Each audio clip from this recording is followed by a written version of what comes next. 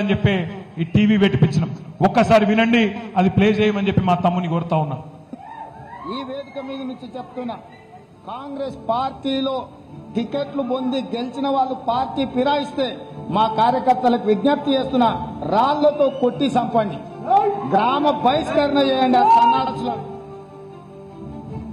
మీ చెమట మీ రక్తాన్ని దారబోసి భుజాల మీద మోసి మీరు గెలిపించి శాసనసభకు పంపిస్తే ఈ సన్నాసులు ప్రలోభాలకి లొంగిపోయి పార్టీలు ఫిరాయిస్తున్నారు.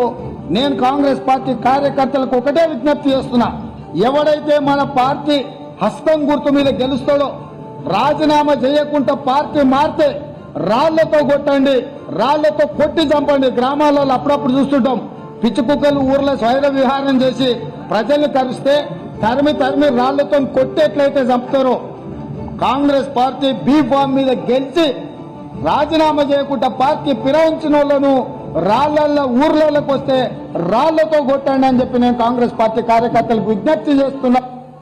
మరి ఇప్పుడు మనం ఆలోచించాలా? ఇప్పుడు రేవంత్ రెడ్డి చెప్పాలా ఎవరు పిచ్చి కుక్క? మరి ఎవలను రాళ్లతో కొట్టి చంపాలా?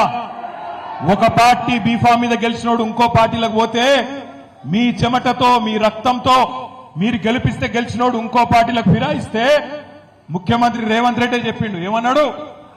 రాళ్లతోని కొట్టి చంపమన్నాడు. నేను అంటలేను, నా మీద కేసు పెట్టగలరు, ఆయన పేపర్ వాళ్ళు ఉల్టాపుల్టా రాసేది. నేను అంటుంది ఏంటంటే రేవంత్ రెడ్డి చెప్పిండు, మరి ఇలా ఎవరిని కొట్టాలి? రాళ్లతోని రేవంత్ రెడ్డిని కొట్టన్నా?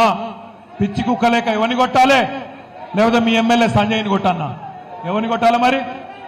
అందుకే అంటున్నా, ఎవరిని రాళ్లతోనో ఇంకోటి దాంతోనో కొట్టే అవసరం లేదు. రేవంత్ రెడ్డి నువ్వు మొగోను అయితే, నీకు దమ్ముంటే తీసుకున్న 6 ఎమ్మెల్యేలతో రాజీనామా చేపి ఓట్లతోని కొట్టి ఆ 6 కూడా శాశ్వతంగా రాజకీయ సమాధి చేసే బాధ్యత తెలంగాణ సమాజం తీసుకుంటుందనే మాట నేను విజ్ఞప్తి చేస్తున్నా. రేవంత్ రెడ్డి రెగ్యులర్ గా అంటుంటాడు, మొగోనివైతే ఇది చేయి, మొగోనివైతే అది చేయి. నేను అంటున్నా, రేవంత్ రెడ్డి మొగోనివైతే ఆ 6 రాజీనామా చేపి ఎలక్షన్లకు రా, జగిత్యాలకు రా, జగిత్యాల ప్రజలు సమాధానం చెప్తారనే మాట నేను విజ్ఞప్తి చేస్తా ఉన్నా. ఇంకొక